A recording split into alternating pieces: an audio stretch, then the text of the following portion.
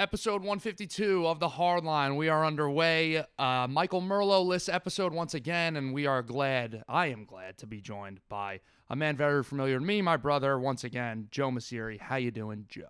Thank you, JM. I am very happy to be here. I'm doing well. How about yourself? I'm doing good, man. I'm doing good. Big week. Turkey week. Love it. Best holiday out there. Argue with the wall. Easily. You know what's just great about it, too? I was talking to somebody about this, there's no gifts. You don't expect anything out of people, and I think that's great. Right. There's just shout out to the mothers out there and the fathers too that are cooking on Thanksgiving, and I know that's a lot of hard work, but that's really it, man. You're not worried about buying gifts and doing this and that. It's just a nice, chill, easy day. Exactly. And I just hanging out. And I just want to say too, on that note, the whole thing of Christmas season starts November 1st. Enough. Yeah. Ridiculous. Yeah, I have a roommate I've been arguing about this with for the last 3 weeks. It's just ridiculous. There's a whole nother better holiday between November 1st and I Christmas. always said this, why not Thanksgiving music? Why can't I think if me and you went in and started Thanksgiving music, that could be an untapped industry. We could be rolling in dough. What are we doing recording this you guys would podcast? never see us again. We should be recording a Thanksgiving song. Exactly. That would be a banger. bad. I'm not sure what the genre would be. I don't know really how you get in the Thanksgiving mood. Right. Just Eating. We'll figure it out. That's we have the concepts of a plan. That's not to get political. Anyways, we're gonna jump right in to Giants fans. Please clog your ears. The massacre of the Los Angeles Rams that Saquon Barkley did single-handedly on Sunday Night Football, a game in which the Rams were on my board.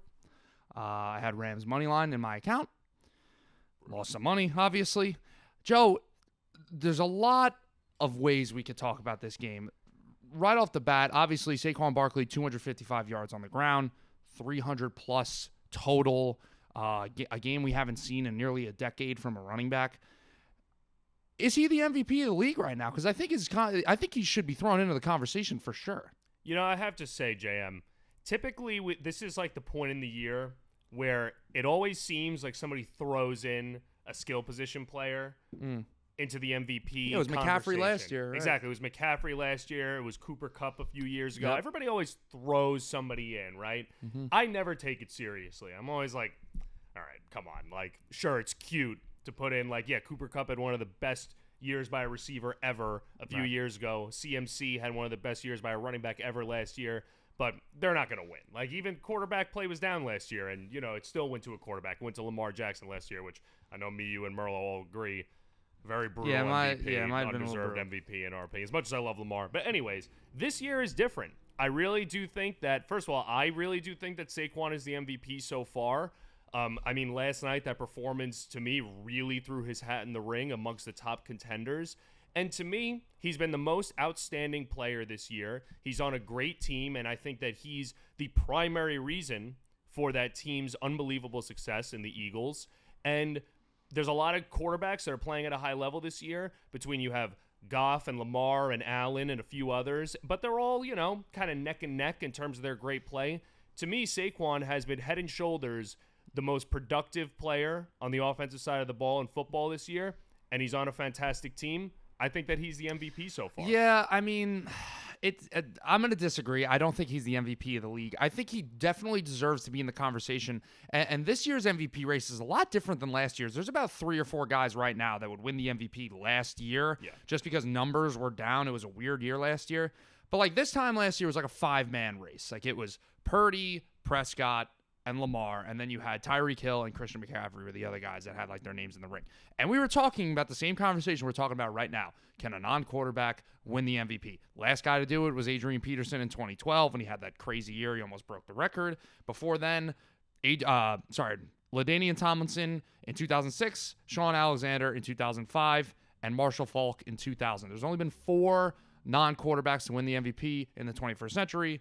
All 4 of them have been running backs. So Saquon's at least got that going for him. He plays a position that the only other position it seems that could win it is a running back, although a kicker won it in 1978 or something like that, which was we should bring that back. Actually ridiculous. Mark Mosley in 1982. Absurd. Don't know what was going on in the NFL that year. I think it was a strike shortened season. Whatever. I'm still going to have to give it to Lamar, who, it's funny, like you mentioned, I disagreed that he was the MVP last year, but his numbers this year are already better than his numbers last year. And what really gets me is the Ravens are still in a really good spot. Lamar's been a huge, massive reason to their success along with Derrick Henry. But, I mean, you can't ignore, like, the guy's got a 117 passer rating. Those are numbers that we see out of 2021 Aaron Rodgers. And some of these really special seasons, that number doesn't come around all the time. So the way he's taking care of the football, the way he's throwing for the most passing yards he's going to throw for in his entire career in a single season, he's really airing it out. And he's already got more passing touchdowns through 11 games they're going to play tonight. By the time this episode comes out, they'll already have played. He's just having too impressive of a season for me to pass up on it. Yeah, I mean, I don't disagree that Lamar has been outstanding and, like you said, even better than his MVP season last year. But to me, I look at the impact that Saquon has had. I mean, you rewind to last year, the Eagles got off to this phenomenal start last year, and then the wheels completely fall off. We all know what happened. They end up getting upset in the first round by the Buccaneers in a road playoff game. It really looked like the Eagles were just heading in the wrong direction. Jalen Hurts was on a downward trajectory after having a near MVP season the year prior. And now you look at them this year, they have easily the best rushing attack in the league. And that's despite losing their Hall of Fame center in Jason Kelce when he retired this offseason. I know that Cam Jurgens is having a phenomenal season, so I don't want to discredit the Eagles' offensive line or anything because it's also been very good this year. But Saquon has just been on another level, and he's really been such a weapon for this team in the rushing game, in the passing game. And to me, you know, the Eagles are the 2 seed in the NFC right now. They're basically running away with the NFC East at this point. They could potentially catch up to the Detroit Lions for the 1 seed. Mm-hmm. And to me, I mean, Lamar is so close with those other quarterbacks, even though he's having such an outstanding year. At best, he's been marginally better than guys like Josh Allen and Jared Goff. Saquon has been head and shoulders, in my opinion, the best weapon in football, has been the most productive offensive player. To me, that's an MVP caliber season. Yeah, I mean, I don't like that point you made with Lamar compared to the rest of the field at his position versus Saquon compared to the rest of the field at his position. Because, first of all, I think there's a bit more of a gap than you're saying when it comes to Lamar. Like, I think that he's clearly the best quarterback in the NFL right now. And a guy who's playing alongside Lamar and Derrick Henry has also been extremely impressive. And he's got a game tonight where he might end up really close to where Saquon is right now in terms of rushing yards. I think Saquon has a bye, though, so, you know, right now they're even in terms of games played, but he's going to pass 1,200 yards easily tonight. He's having a great season also, so it's not like Saquon's been head and shoulders better than the next best running back in the NFL, more than Lamar's been head and shoulders better than the next best quarterback. And to me, you know, I said this to you off camera, like, there's an offensive player of the year for a reason. And I think that if you're going to give an MVP to a position player, it's got to be a really special case where quarterbacks are kind of down like last year. Like if Saquon was playing last season, I would be sitting here telling you that he should be the MVP of the league. But Lamar is having a remarkable season at the most valuable position in the sport. So as good of a year that Saquon is having, give him the offensive player of the year. I can't sit here and tell you that he should be the MVP. I can't. Well, wouldn't Derrick Henry playing at such an exceptional level this year after coming to the Ravens kind of hurt Lamar's case in your mind? Because yeah, but I mean, we're talking like in terms of value. Like here's a good point. We've known, and we're going to talk about this in a little bit because the Giants are going to be a big topic today. Unfortunately, we've known that Saquon Barkley is this incredible talent. Like the guy was a 2nd overall pick. He's the highest drafted running back in I don't even know how long. We're not surprised that he's this good, right? If you asked me last year, or you asked anybody last year, the year before that, what is Saquon Barkley's value to the Giants? We would say he was valuable. Like he's like the only guy on their offense that is worth watching, obviously. But the Giants were not winning games, okay? And they were not coming close to winning games for a chunk of those years besides 2022, which got Daniel Jones that contract extension. Now that Saquon Barkley is gone to this team that has a much better offensive line and a much better system, and everything is better about the Eagles than the Giants. We know this. Now he's having this great season. So, yeah, I think and the Eagles are having a great season. I think he's proving that he's valuable to this offense for the Eagles. But my point is, I think he's also showing you that you put him in this nice situation with all of these nice weapons and this great offensive line. Yeah, he's going to shine, but in terms of value, you take Lamar Jackson off the Ravens, you take Saquon Barkley off the Eagles, it's going to hurt the Ravens a lot more. Yeah, but it's a slippery slope when you start talking about things like the supporting cast, like you're comparing the Giants to the Eagles and a player shining more on a better team and all that. I mean, look at Joe Burrow this year. Joe Burrow would arguably the MVP of the league if his defense wasn't so terrible. Yeah. Right? So, again, and I think Joe Burrow's name should be in the conversation. I don't think he should win the award because I think I'd be a hypocrite to say that, Burrow shouldn't be in the conversation because I've sat on here over the years and said that, why are we putting guys in the MVP conversation like a Patrick Mahomes who's having a mid-year, but his team's 10-1, so let's just throw him in the conversation. Like, it's not all about wins and losses. He's not in the conversation. But I do think if you gave the award to a guy who misses the playoffs and he's got comparable numbers to other guys, I don't think that's right. I think winning still holds value, but it doesn't tell the whole story.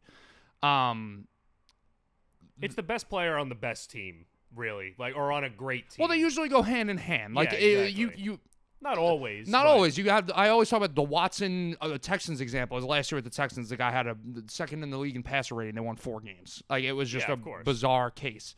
But it's always going to go hand in hand. Like, obviously the Ravens are in a good spot right now. They're going to be a playoff team. The Eagles are in a good spot. They're going to be a playoff team. I can't come to grips of giving it to a non-quarterback when there's quarterbacks who are having great seasons. I mean, so to you, it seems like the argument is just quarterback's the most valuable position. Yeah. If somebody's having an outstanding year at that position, they deserve the MVP.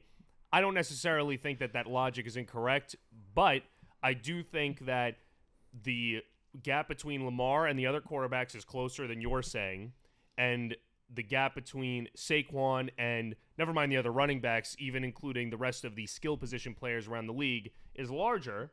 Saquon has clearly made a significant impact on what is now a great team in the Philadelphia Eagles. Mm-hmm. To me, that's worthy of being the MVP, but I do see the argument for Lamar. It's the same thing to me as baseball with the Cy Young. Like, 2016, that year that Zach Britton had like the .6 ERA, ridiculous season, right?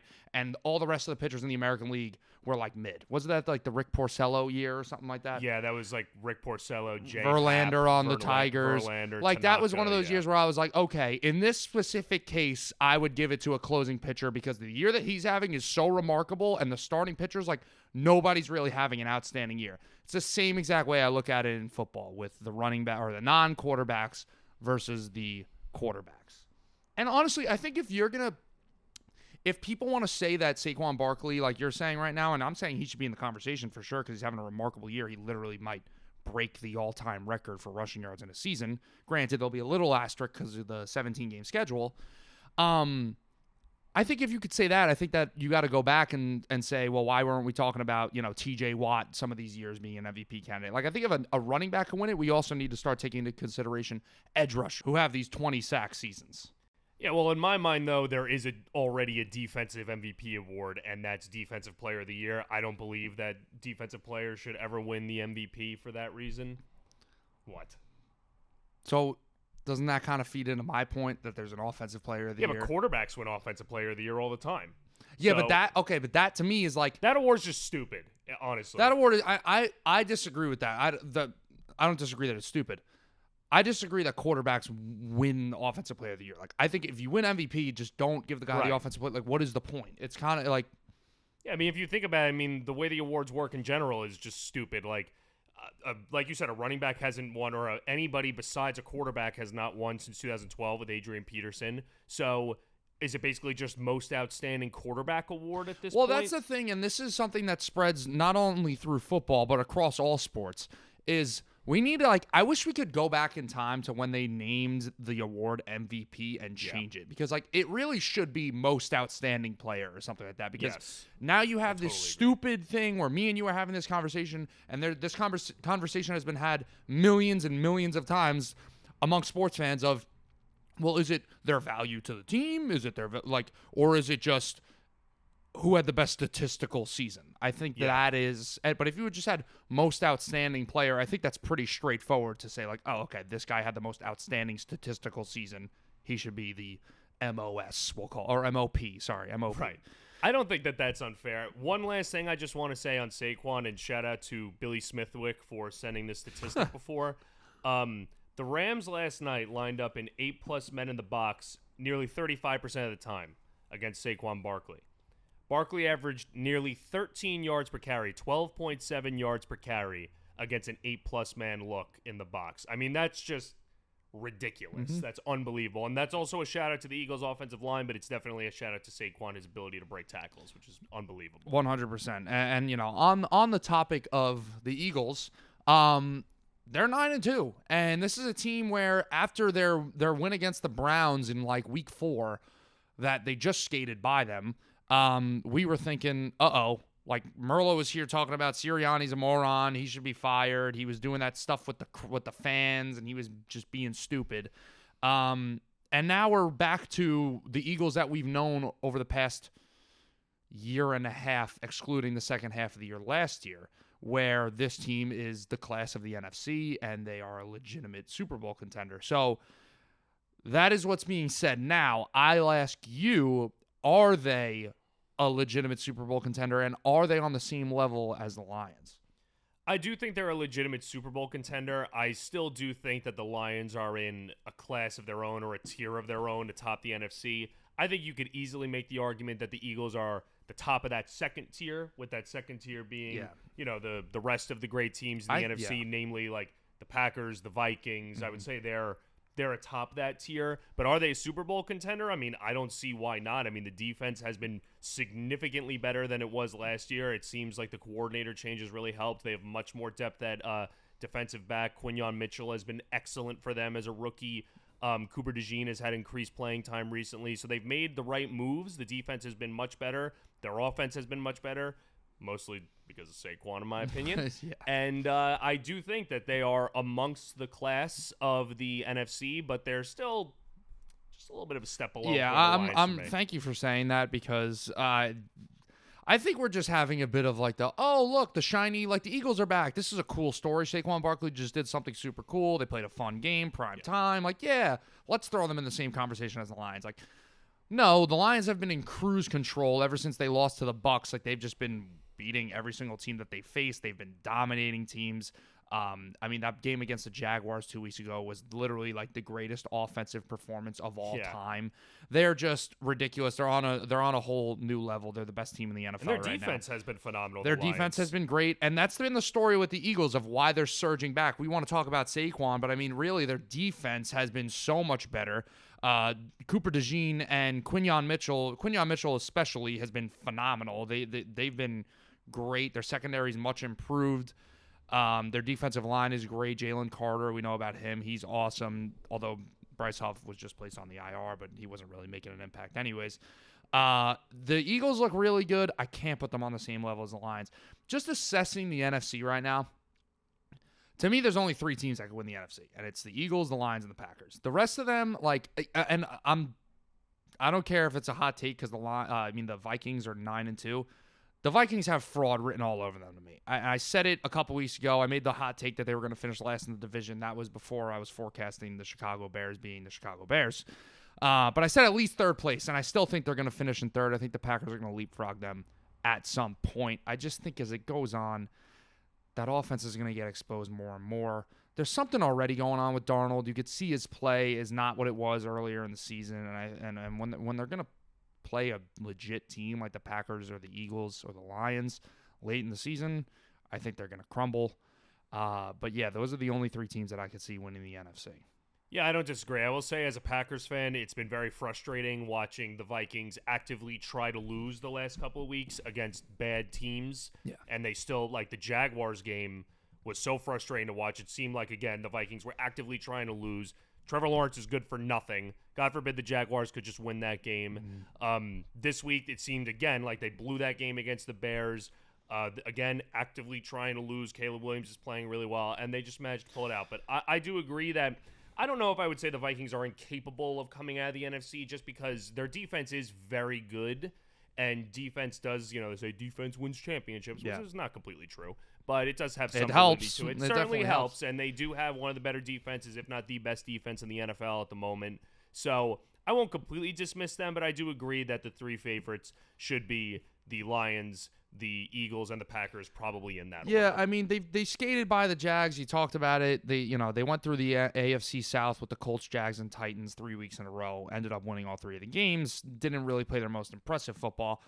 But now they got a tough schedule coming up. Cardinals, Falcons, Bears, Seahawks, Packers, Lions is how they end the season. Could definitely see them losing the last 2 games of the year. Could even see them losing the last 3. The Seahawks seem like they're getting better week by week. Mike McDonald has that defense rolling. So that'll be interesting. We're bouncing around a little bit. I want to switch over because we're going to talk about the Packers later in that whole game with the 49ers on Sunday. But I want to talk about the last thing about Saquon because it segues into the Giants. This is about as ugly as it could get with the New York Giants. They have hit rock bottom. I mean, this week alone, you have Daniel Jones obviously getting benched, then Daniel Jones getting – I skipped a step. Daniel Jones playing practice squad safety, which apparently is like, that's status quo amongst the NFL. Like, you just put your third-string quarterback at safety, but, like, can we apply the context here? The guy – I don't know many practice squad safeties that make $40 million a year. But anyways – and then they obviously release him just today, Monday night. He clears waivers. Now he has the choice to sign with any team. Me and you were joking. It's like the decision like LeBron did. But it's really all you could do is laugh with the Giants right now because they are in an absolutely terrible state. And after Sunday, Joe, I mean, how could you wear any Giants gear around the state of New York? I saw Merlot earlier today, and – I love the guy. How was he looking? Was he all right? He looked good. Okay. He looked good. But I did lie right to his face because he said to me, "Hey, don't rip on the Giants too much tonight." And I said, "Don't worry, I won't." That kid does cartwheels when the Jets have any sort of headline. I will and rip on the Giants. He's not here to defend himself, all right? Let's not rip too much. Let's just rip on his team, okay? Yeah. Because he can't defend them, obviously. I don't think he wants to defend them at this point. No. I want to say, the last thing you said was about how could you wear Giants gear at this point, right? Mm-hmm. How could anybody wear Giants gear for the last 10 years? Yeah. Frankly, this team is a joke, okay? And you know what?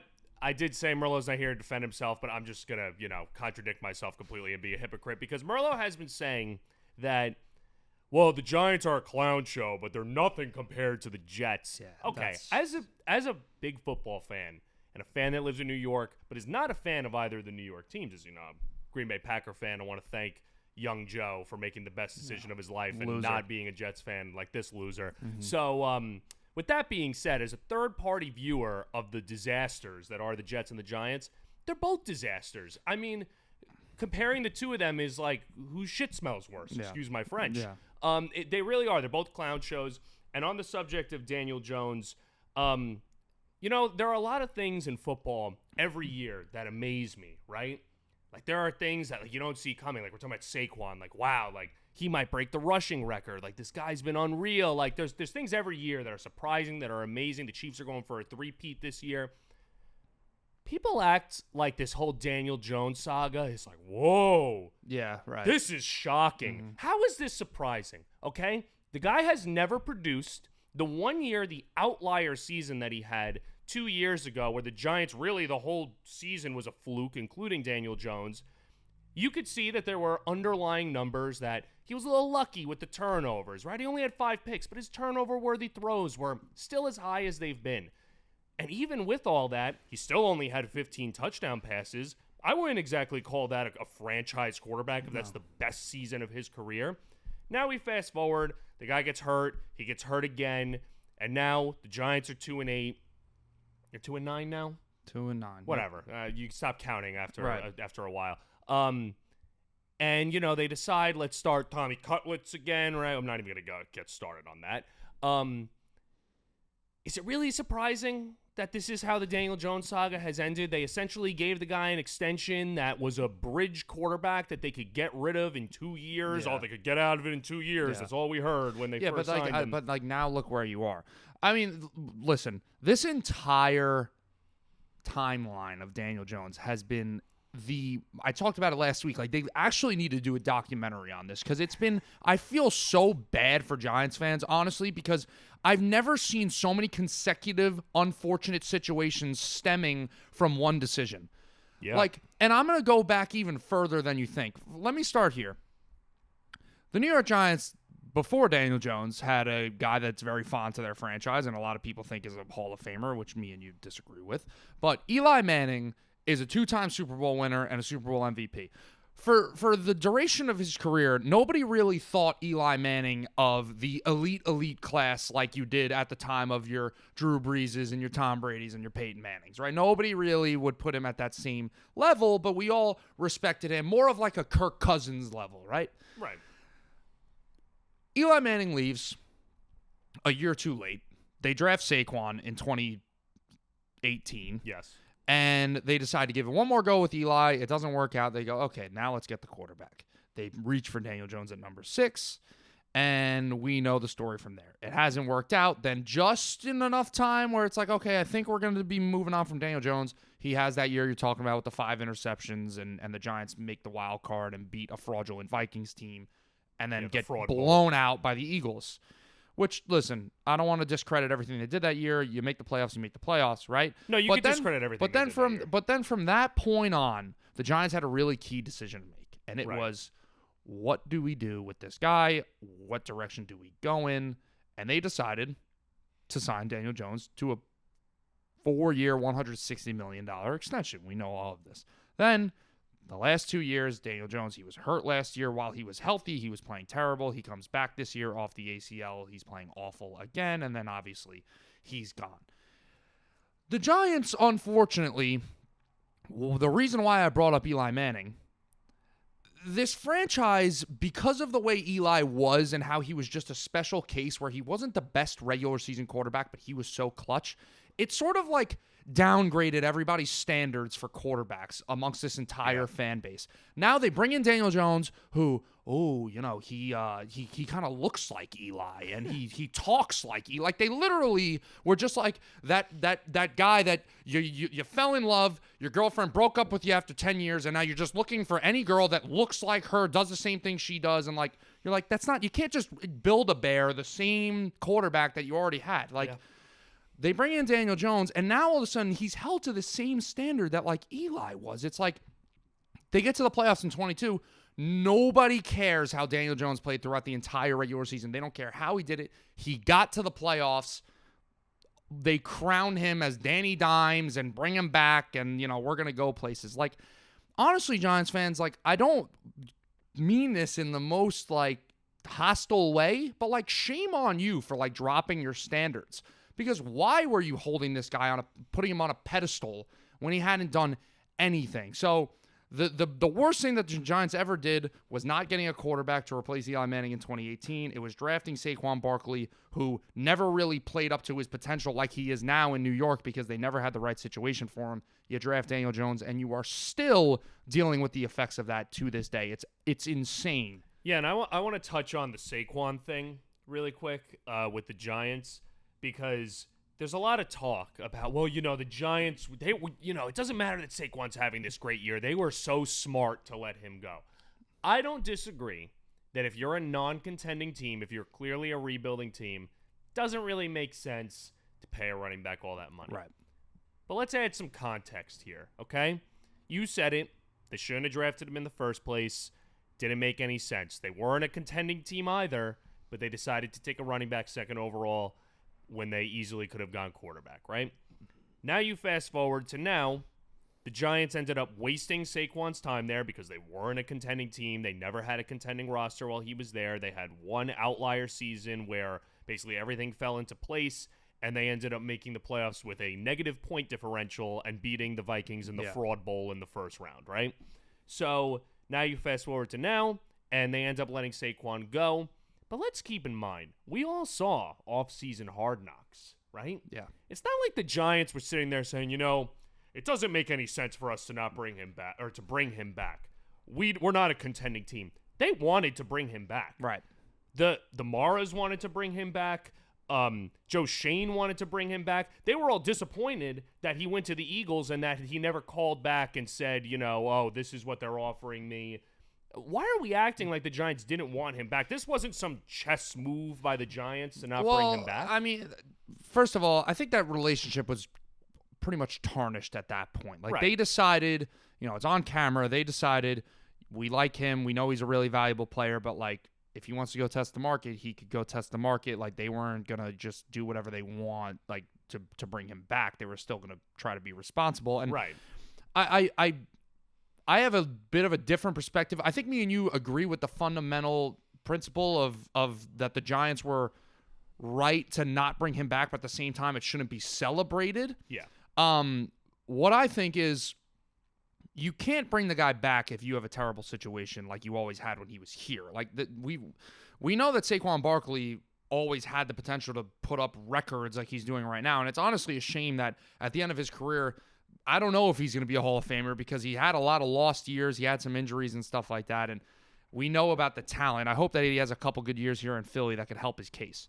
But you can't bring the guy back in the situation that they had. A running back like that is a luxury to a team that is already has the foundation to be a great team like the Eagles have. And they said it in Hard Knocks. They were like, well, if he goes to Philly behind that offensive line, he could really, really flourish. And Saquon was very smart to do that, and the Eagles are very smart to bring him in. So I think it's a perfect marriage for him and the Eagles. Saquon, it ends up working out perfectly for his career. I think the Giants were right to not bring him back. It's obviously very tough to watch what he's doing and like not be embarrassed.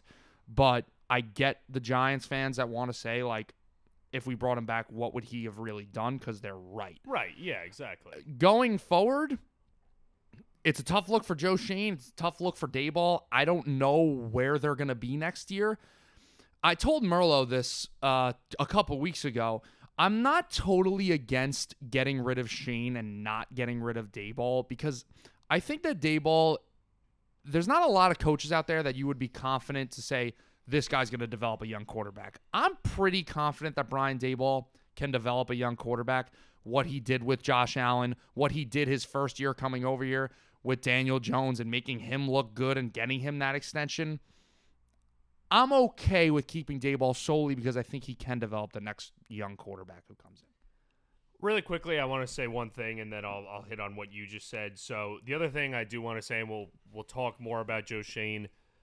Everybody talks about Saquon letting him go, but Xavier McKinney, yeah, I mean 25-year-old safety that was great for them, especially his last year there, had an all-pro caliber season his last season with the Giants, and is now having an arguably defensive player of the year caliber season with the Green Bay Packers. I want to thank Joe Schoen and the Giants for letting him go because he's been great for the Packers. It's just another example of this entire Giants, the 7 year span. It's been, like I'm not too familiar with chess, but I understand that there are certain moves you need to make first for the moves that are later on. Like the Giants are making the wrong moves first, like a safety, a running back, stuff like that. Like you do that if you already have a great team in place. The Giants, though, they're trying to make Daniel Jones look good and make the contract look valuable, so they say, oh, no, instead we're going to bring in John Runyon and Illuminor, whatever the hell the guy's name is, the other offensive lineman. Like, they've been doing the wrong moves and letting talent go because they're still trying to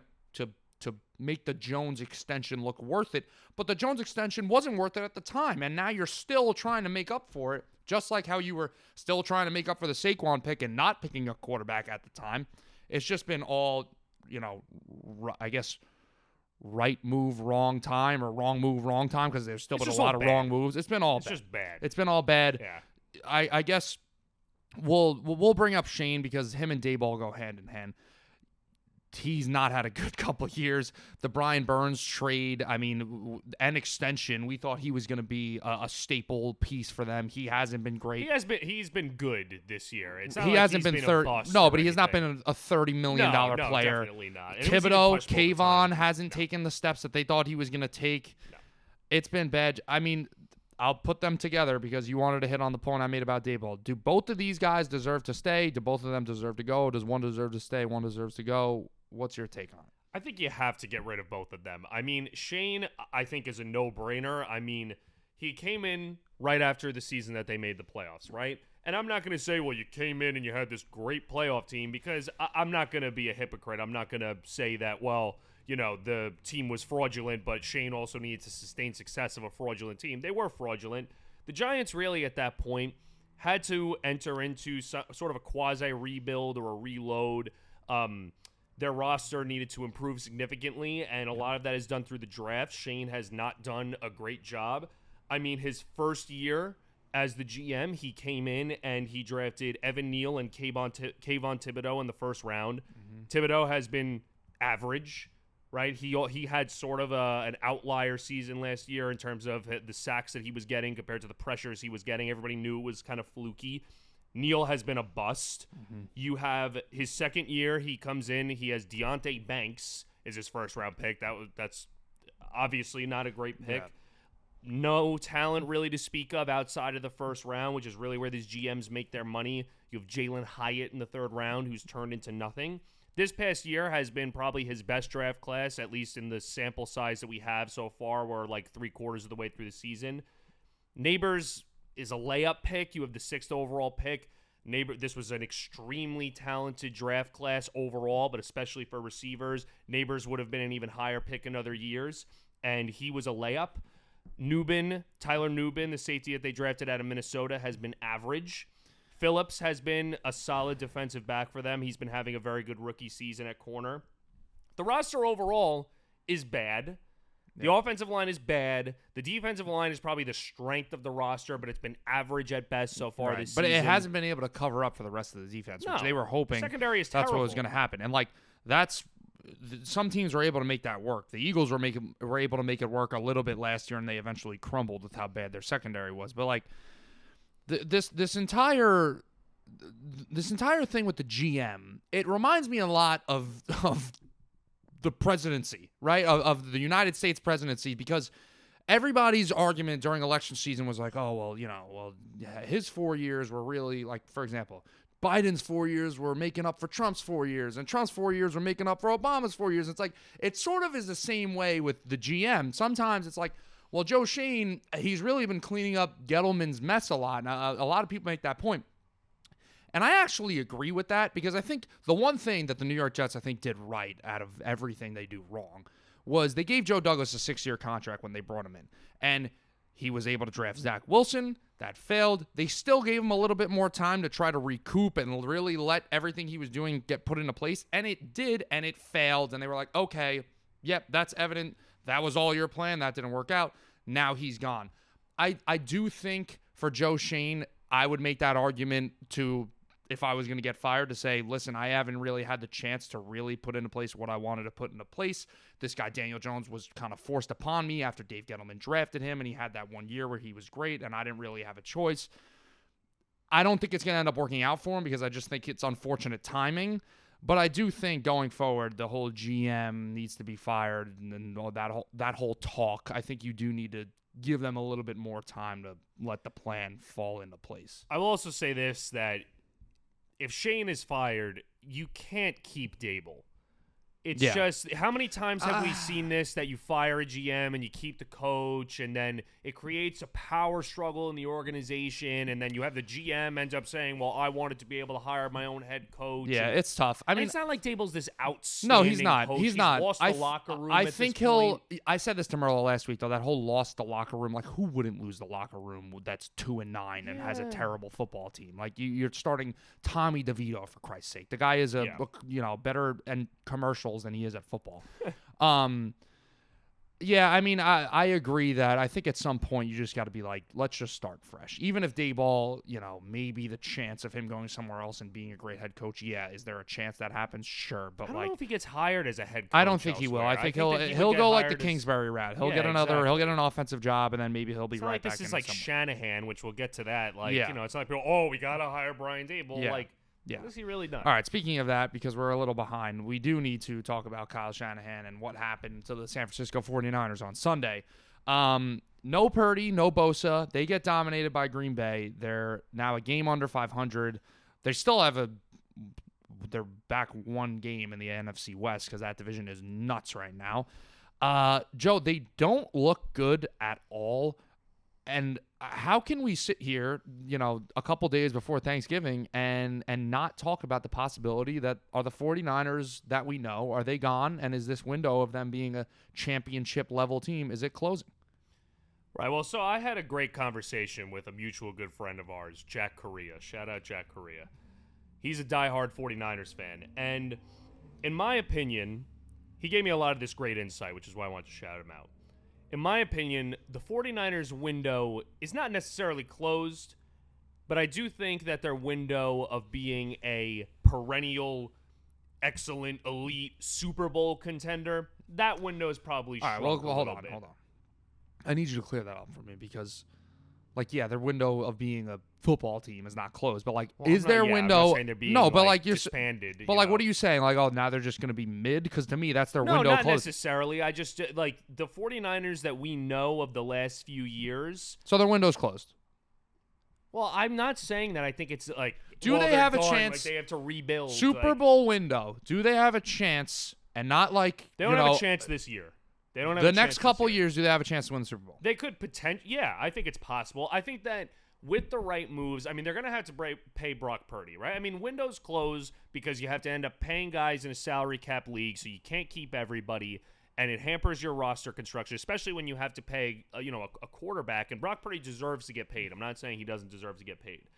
You're going to have to pay the quarterback, and then you also have guys age, right? And you have guys that just decline, like Deebo Samuel. What is going on with him this year? Because he's been terrible. Okay, he's gone. Deebo's not coming back next year. There's no way. Yeah, I would be surprised. At his age and the way that he just doesn't play now, and then he hasn't really been the Deebo that we knew 3 years ago. There's no way they bring him back. They still have a chance. I mean, if they have to go into Buffalo this next week without Brock Purdy again, that's really going to hurt their playoff chances. I mean, they'll probably lose even if they have Purdy, but the NFC West, like you said, they're still only a game back. It's still tight, but they've just been – what really has gone wrong for them this year is the injuries has just killed them. But we've seen – like, the reason why I think their window is closed, that's my stance on it. It's closed. They're not winning a Super Bowl over the next couple of years, is the defense is not the Niners' defense. Like, they've been able to have, obviously, a super strong offensive and defensive unit. They've been the best roster in the NFL for, like, 4 years now.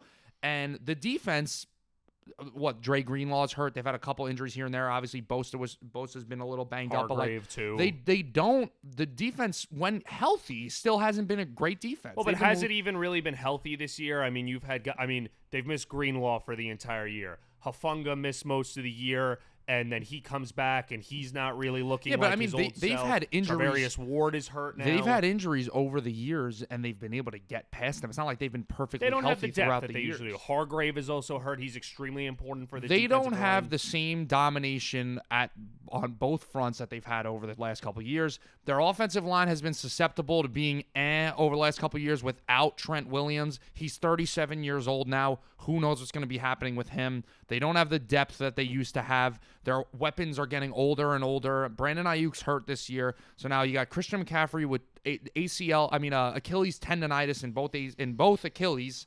George Kittle has been the only guy that looks like himself. Deebo has been banged up, and even when he's been playing, he doesn't look great. I don't like the way this team looks right now. I'm not going to say the sky is falling because I think they still have a great head coach and they have a great GM. So I think that they'll be able to stay competitive. But in terms of being that Super Bowl team and having a chance to win the Super Bowl, I think it's done. Well, you just hit on something there, and it's exactly why I don't think that their window has closed yet. And it's because they have a great GM in John Lynch, and then they have a great coach in Kyle Shanahan. And John Lynch has proven already that he can turn over the roster. He can deal with – he's been squeezed before here. A couple years ago, DeForest Buckner, they ended up having to trade him to the Colts. He was – that last year that he was there, he was probably their best defensive player. And guess what? They haven't missed him the couple years after that because they've been able to replace production. Is talking about a defensive tackle leaving, though, like, is that really what gives you the confidence to be like, oh, he'll just flip this? Like, we're talking about the core guys who have been identifiable with these Super Bowl teams that they've had over the past couple of years. Well, a lot of them are still here. But I'm saying, like, they're starting to be on their way out. Like, I'm talking about Deebo's going to be gone. Trent Williams is getting old. He's probably gone after this year. I don't know why they would bring him back. Well, they just extended him, though. But did they give him a multi-year? How long was the contract? They gave him like a 3 or 4 year contract. That's crazy at his age to be giving him that contract. And he hasn't been the Trent Williams that we're used to. No, he hasn't. He's also been injured. Listen, this is my hot take on the whole thing.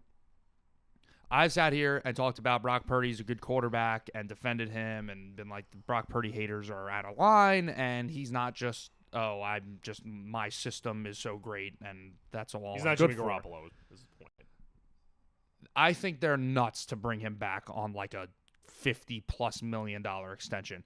Kyle Shanahan is one of the best coaches in the NFL. He's one of the smartest minds. We know about the whole tree with his dad and the Kubiaks and the whole thing. We know how smart he is. He can turn a lot of quarterbacks into great quarterbacks. If you're about to enter a new era with your team with all these with all these core pieces that you've had and they're on their way out, to add the $55 million or whatever it's going to take to your payroll, I think that's crazy. I think if I'm Kyle Shanahan, I'll say, watch me do it again. Get me another quarterback. I'll develop him. There's no way that they should bring back Brock Purdy. I so strongly disagree with you. I don't get First that of all, okay, let's go through. Is Brock Purdy really the guy that you're like, oh, that's a Lamar Jackson, that's a Josh Allen, that's a Mahomes, that's a guy that I need to keep? No, he's not, but okay. He's not Josh Allen. He's not Lamar. You just named like the top 3 quarterbacks in the league, right? He's not one of but those are guys. Those are guys that are like recession proof. Like, you're like, no matter how bad your football team is, you keep those guys. Yeah, but again, like, first of all, I think you're exaggerating how dire the situation is for the 49ers to the point where they would have to let their franchise quarterback go. And also your point about Shanahan, just bring in another guy and we could develop him. I don't know if you recall. Yeah, Trey Lance, I know. They traded up for Trey Lance, right? One of the worst trades in NFL history, and that was a complete disaster. So what? You're just going to say, we can let him go. We're just going to develop another quarterback. No, but we see we see the corner these teams like the New York Giants, and Brock Purdy's better than Daniel Jones, but we see the corners that these teams put themselves in when they give these guys big extensions and they kind of tie their hands, and their salary cap is a lot tighter than it should be. They have so much talent, the Niners, and guys that they've extended. They gave Ayuk an extension. They gave Trent Williams an extension.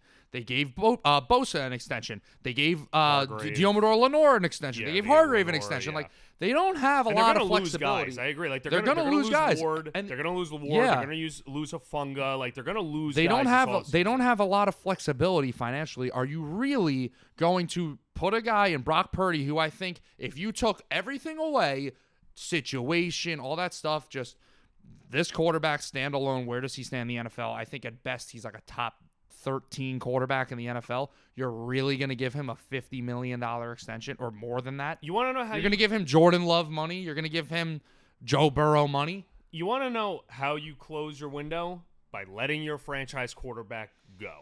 That's how you close your window. You can quarterback, you're a Jets fan. Quarterback is, and I understand Shanahan is a special offensive coordinator, and I do think that some of Purdy's success is tied to how great of a play caller Shanahan is and how great the weapons are and all that stuff. But then again, the weapons haven't been all that great this year, and Purdy's still having a very good season. So it's very hard to replace quarterback.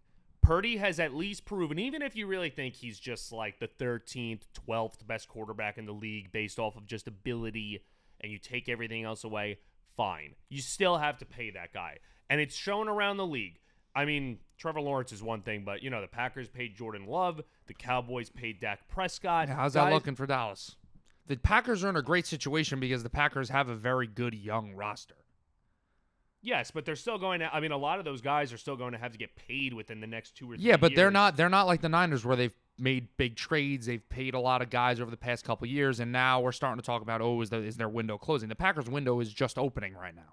Yeah, I don't disagree with you, but it also goes to show that you can still put a competitive roster around a big, highly paid quarterback. But that's my point. You got to draft well, and Lynch has proven he could do that. I don't think that, and I don't think Dak Prescott anymore is this quarterback either. I don't think that Brock Purdy's a quarterback where if your team is going into a bit of a down era, that he's the guy where you have him stay, give him a big contract, and it's worth it. I don't like the Cowboys right now. I think are regretting that Dak Prescott extension because now they're in cap hell. They look like they're about to go into a dark time in their franchise, and they got a quarterback making $60 million just sitting there. But I don't disagree with that on Dallas necessarily, but the Niners are not in that situation yet.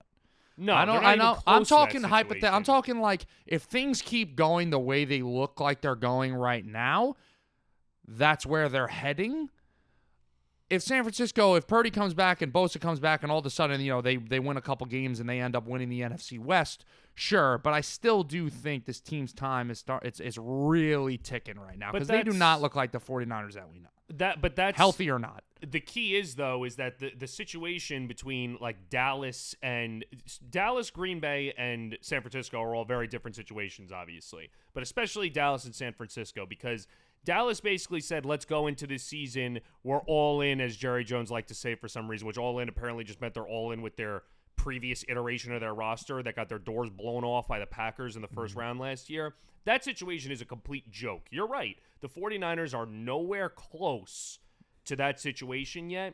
Purdy is significantly younger than Dak. Look how fast things change. We didn't think the Cowboys were heading that way after No, not year. necessarily. Nobody saw the Cowboys. We knew they had a weird offseason, but like after they lost to Green Bay last year, we didn't think, oh, you got to let Dak walk. There's a big, depression of Cowboys football upcoming. But you know what the big difference is, honestly, and this was the point I made earlier, is that the Cowboys are run by Jerry Jones, and they have Mike McCarthy, who's basically a lame duck head coach.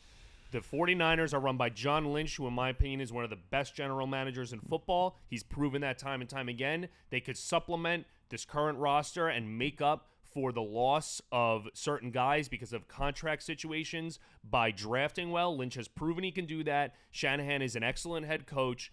The fact that people are even talking about firing him or Lynch is a joke. So in my mind, you don't make such a rash move like letting Brock Purdy, your franchise quarterback, go. It's the best quarterback that Shanahan or Lynch has had during this during either of their 49ers tenure. You don't make a move that rash. I don't want to get into this too much, but I think we need to also, looking at it from the outside, maybe the 49ers are more on the Cowboys' boat than we think. Like, everybody loves to clown the Cowboys, be like, oh, all this winning, you never won the Super Bowl. Niners have gotten closer than the Cowboys have, but they also have the same problem. They've had a lot of really good teams over the years, and they haven't been able to get the Super Bowl. Like, that's how it's been. And the Cowboys, like, as much as we make fun of them, they did go 3 straight years winning 12 games, and like there needs to be some credit given somewhere for building a roster like that. So to sit here and sing the praises of Kyle Shanahan and John Lynch and then clown Mike McCarthy and Jerry Jones, I get it. I clown them all the time. But let's not act like John Lynch is like this like know-it-all that like no matter what they're just going to figure it out. I'm not saying he's like the Niners had a really dark genius, they had a really dark era before all this, obviously in the mid 2010s. It wasn't John Lynch's era, but like they're not the New York Yankees. They don't just win, they don't win the division every year and make the playoffs every year. Like, this is football. Yeah, I think that saying that the 49ers and the Cowboys are similar is like saying that like me and my grandmother are similar, like that's maybe more similar than you think. It's going to be really interesting to talk about this offseason. I'm really excited to see what happens with the 49ers. They could be, in January, we could be talking about them having a home playoff game, or they could be on their way to a dark time in their franchise. This is the last topic we're going to do before Hate Club. A tale of two teams that are actually similar, unlike maybe the Cowboys and the 49ers like you claim, is the Texans and the Commanders both seem to be sliding right now in a really weird time. Washington's lost 3 in a row. They look like all of a sudden they might not only not win the division, which I think is pretty much wraps at this point, they might not even make the playoffs. They're sitting as a 7 seed right now. They're tied in the loss column with a bunch of those NFC West teams. Joe, what is the deal? We'll start with Washington first. Is this a Cliff Kingsbury second half of the year problem with that crazy ass stat that he has that he just like can't win past November 1st? Is this Jaden Daniels, we jumped the gun too soon? Have they just had a bad couple of games here and we still trust them to get it back together? What is it? I think that it's probably a mix of pretty much everything that you just said. The Kingsbury thing, I really want to do more research into it because I just find it so bizarre that every single team that he's ever either coached or been the offensive coordinator for, they start off so hot the first 2 months of the season and they dramatically drop off after that. I think it's probably a combination of teams adjusting to him and his offensive scheme, and then also adjusting to Daniels, who got off to such a hot start. We need to stop anointing quarterbacks so quickly. I think that Merlot touched on this last week, so I won't go too far into it in terms of how quickly we anointed Daniels, but there really is something to be said about it. I mean, and you think about it, I mean, the last win that they had, the Commanders, was a Hail Mary against the Bears, right? So I don't think the Commanders are going to make the playoffs, frankly. I think that there are too many teams. The playoff picture in the NFC right now is getting very muddled at the moment, and I think that they're probably going to be the odd man out. Their defense already was a big weakness, even when they were playing well. They were taking advantage of a very weak schedule in the first half of the year, and now, I mean, it's not like they played a world beater this week. They played the Cowboys, and they lost. So this is a team that is certainly falling off. And I don't really see, just considering the historical trends with Kingsbury and then also the way that just the rest of the team is going, it's not like they could rely on their defense. I don't see them coming out of the NFC as a playoff team. So, yeah, I mean, it's certainly an issue. And I think some of the points that you brought up, it's probably a mix of a lot of things. Yeah, slight correction. I just wanted something that you said. They did beat the Giants the week after the Bears, that Hail Mary, which was a kind of gross game. I forget that the Giants exist. Yeah, so, but I mean, they lose 2 games to the Eagles and the Steelers, and they played the Steelers really close. And you're thinking, you're like, all right, maybe they just played 2 really good teams, and yeah, like they're not a Super Bowl contender, but they're still a fun story, young quarterback. They could be a tough wild card team, and I mean, obviously that's still up in the air. But this loss to Dallas is alarming, and I think we're starting to realize our concerns of them earlier in the year. Like, this defense is fraudulent. They have a lot of problems on the defensive side of the ball. Marshawn Lattimore, I understand the move. You got to make a move. I don't know if trading for an aging corner like him makes as much of a difference as some people thought it was going to make. Offensively, though, and with Jaden Daniels, like I said it to you, we were sitting on the couch on Sunday, and before it was, I don't know, halfway through the game, I was like, when are we actually going to sit here and talk about Bo Nix as the offensive player of the year? I mean, the rookie of the year. Because everybody's been saying Jaden Daniels, offensive rookie of the year. Oh, my God. Like, maybe now we got to start talking. Bo Nix might actually be the best rookie out there. And the Broncos look really good right now. I would still give it. If you're going to give it to one of the quarterbacks, I'd still give it to Daniels. I don't think Bo Nix has. I understand it's what have you done for me lately, but just encompassing the whole season, I would still give it to Daniels. I might disagree with you here. I'm trying to pull up some numbers real quick. Jaden Daniels got 12 touchdowns and 5 interceptions on the year. Daniel Jones adjacent? No, I'm kidding. He's been really impressive on the ground, but I mean, Bo Nix, 16 touchdowns, 6 interceptions. He's got a 90 passer rating. What's Jaden Daniels' passer rating? 97.6. Okay, yeah. Well, a lot of that also has to do with the amazing completion percentage that Jaden Daniels has with this offense that Cliff Kingsbury runs, which has been really impressive to start the season and throughout the season because it's like this college-style offense. But maybe that's what happens every year is people start figuring out Cliff Kingsbury's offense and be like, okay, we know what you're going to do something else now. And he's like, I don't have any more options. The game against Dallas was really confusing because on the offensive side of the ball, Terry McLaurin, it was like 2 offensive snaps were done where he's lined up in the slot.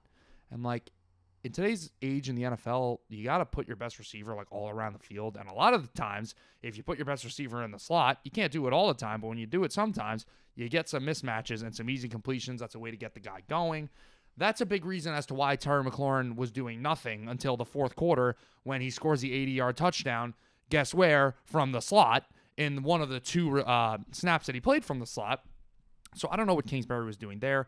This team has problems outside of McLaurin in terms of receivers. It's a very bad unit at receiver, and it's been hurting them because the Cowboys played man defense galore against Washington, and the receivers couldn't get open.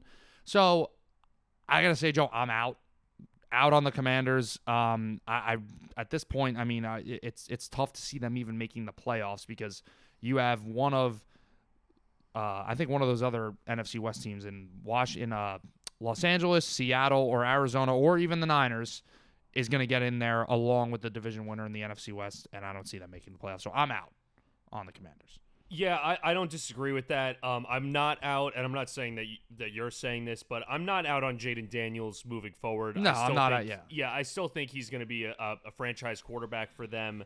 I think that people are just as high as they sang his praises to start the year. Now people are clowning him just as much the last couple weeks, and he hasn't been playing that bad the last couple of weeks where, we can rip on him that much. I still think he's going to be a franchise quarterback for them, but I agree. I do think that the Commanders will likely not be a playoff team at this point. Let's switch over now to the other team that's sliding in the Texans, and we're talking about Jaden Daniels and how he was, praised very early on, and it's kind of the same story with C.J. Stroud, because C.J. Stroud had an amazing rookie season last year. They make the playoffs. They won a playoff game. It looks really good, and now all of a sudden C.J. Stroud this year doesn't look like the C.J. Stroud we thought. Turnover problems. He's been throwing a lot of interceptions lately, and bad ones. Two against Tennessee, one a miscommunication, the other one a terrible throw. They end up dropping that game to the Titans, which that's one of those games you look back at the end of the season and say, man, that was a killer game. We should not have lost that game. They drop a game to the Jets on Thursday Night Football. We thought at the time, are the Jets back? Update, no. That now looks like a worse loss for the Texans, who were without Nico Collins at the time, but they're pretty healthy now on the offensive side of the ball. Stephon Diggs is out for the year. We know that. Joe, C.J. Stroud looks bad. Is it sophomore slump? This is C.J. Stroud? Like, what is it? I mean, I would love to sit here and say, I told you guys, I argued so much this past offseason that Jordan Love was better than C.J. Stroud. And I still believe that, okay? I'm not going to say I don't believe that. I still believe that. But I'm not going to say that this year has completely proven that, because Stroud is struggling, especially lately. I do think that some of the struggles are on C.J. Stroud. But let's also keep in mind, he was missing Nico Collins for a significant portion of the season. That's his number one receiver. Their depth at receiver, once you take away Stephon Diggs and Nico Collins, Tank Dell is a good receiver, but outside of that, I mean, you're not really working with a whole lot. Primarily, the offensive line has been a major problem this year. Yeah. The offensive line has been horrible. So if you combine a bad offensive line, questionable play calling, a sophomore slump, I'm not just going to make all the excuses in the world for the guy, and you take all these things and it adds up to the struggles that Stroud has had. I'm not going to completely say it's on him, but it is partially on him. But we're just talking here at the surface level. It's like, why is he struggling? And you could see just by watching the games last year, C.J. Stroud, I've never seen a rookie be so comfortable in my life. It just seemed like he could do whatever he wanted on the field. He was excellent at taking care of the football, and a lot of the times he had a lot of just open receivers, and he didn't have like a panic about him.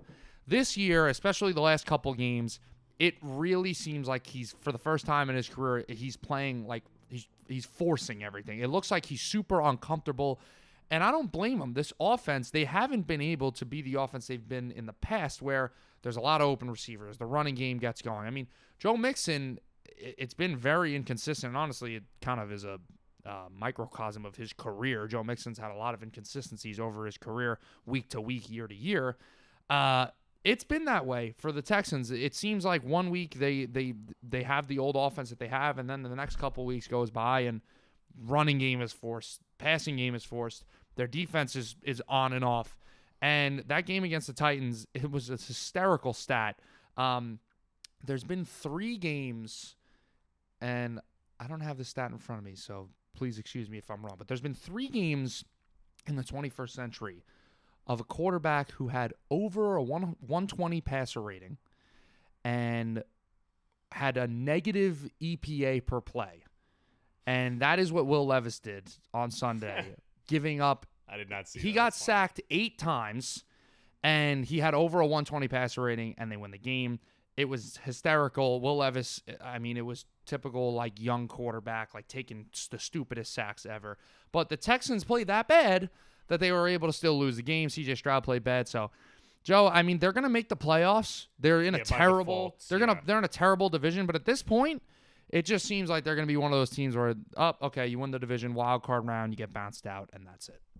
Isn't it amazing? Just a quick aside, because I think Will Levis is like the funniest storyline in football, and I don't mean to sound like such an ass when I say that. I mean, this is a human being, but man, it's just crazy how this guy like just doesn't progress at all. It's like you said, oh, young quarterback, rookie mistakes. Yeah, I mean, he does the same stuff every week though. Like it's hysterical how he just never learns. But anyways, I don't want to.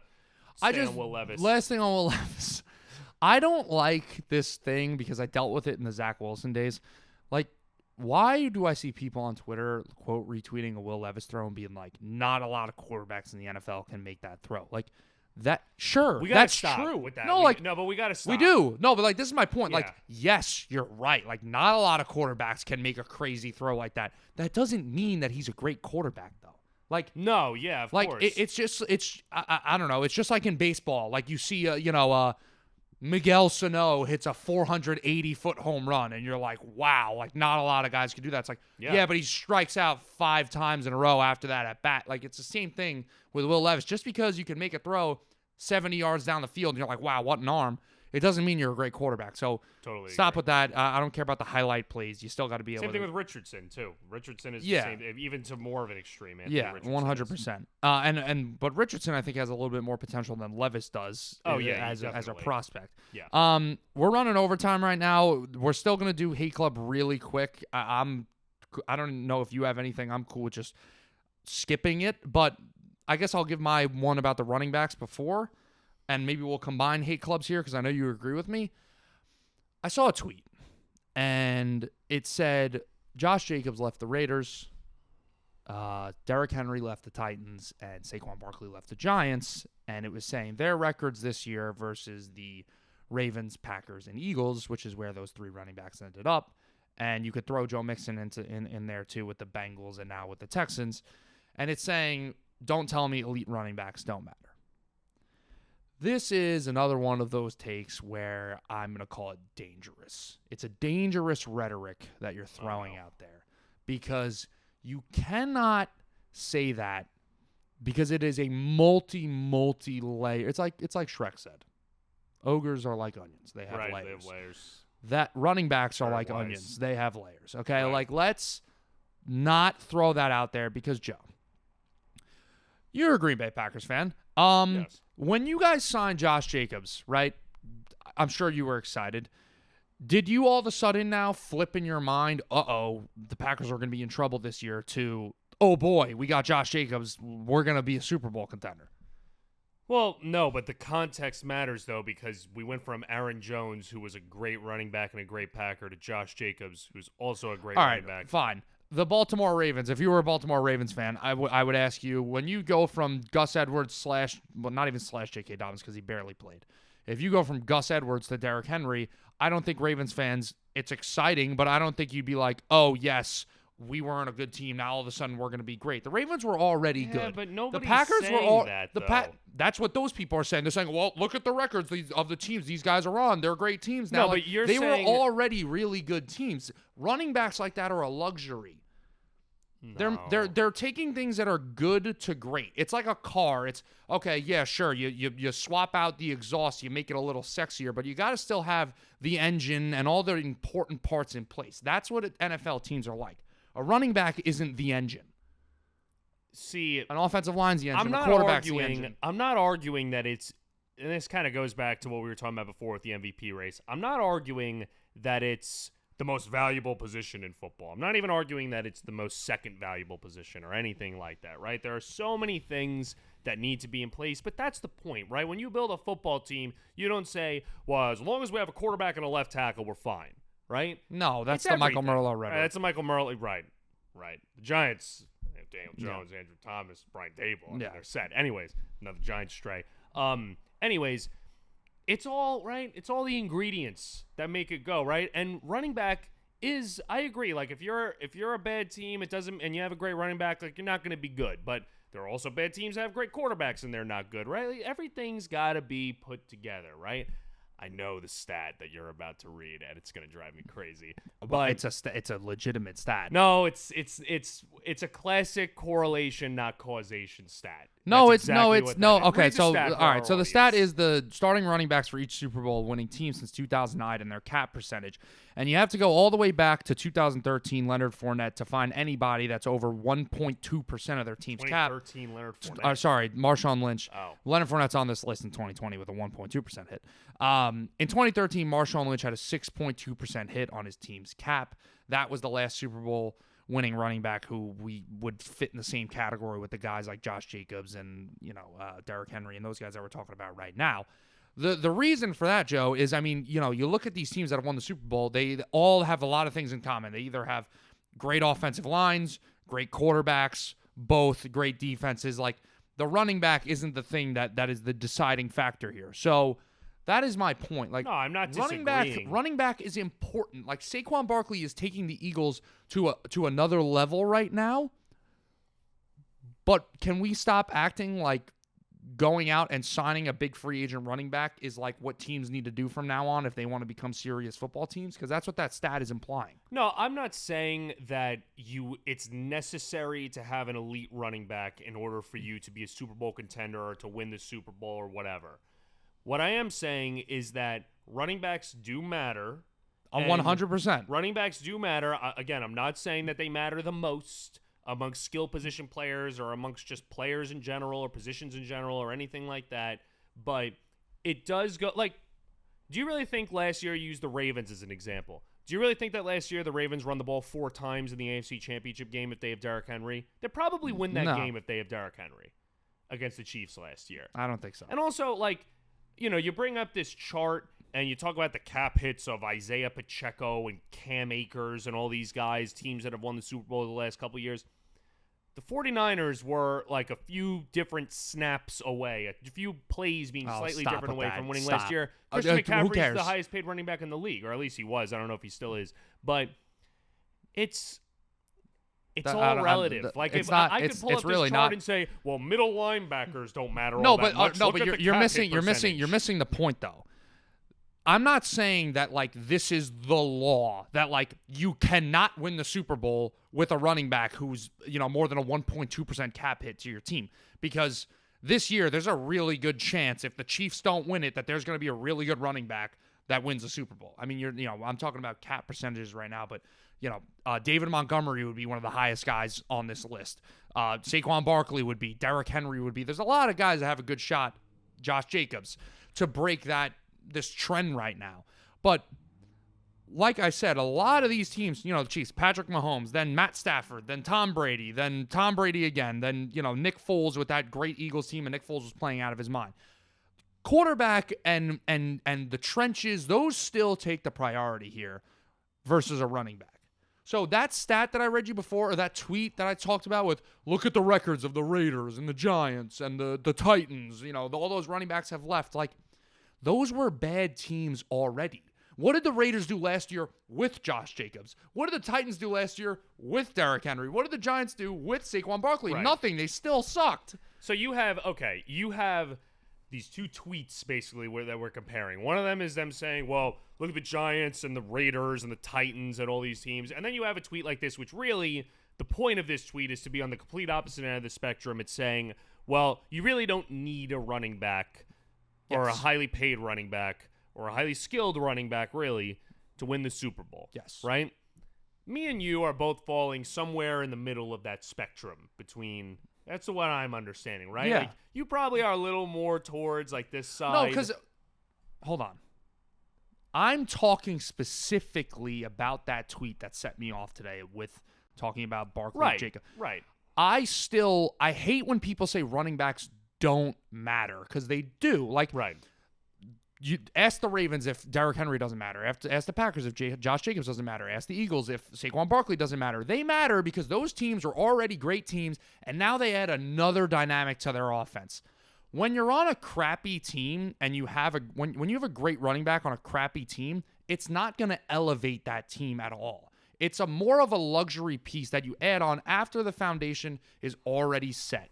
That is my entire point. A running back is nothing without their offensive line, without a great quarterback. If you have those pieces in place already, that's when a guy like Saquon Barkley can shine and rip off 60-yard touchdowns and 70-yard touchdowns and get in the open field and you say, wow, look at how talented this guy is.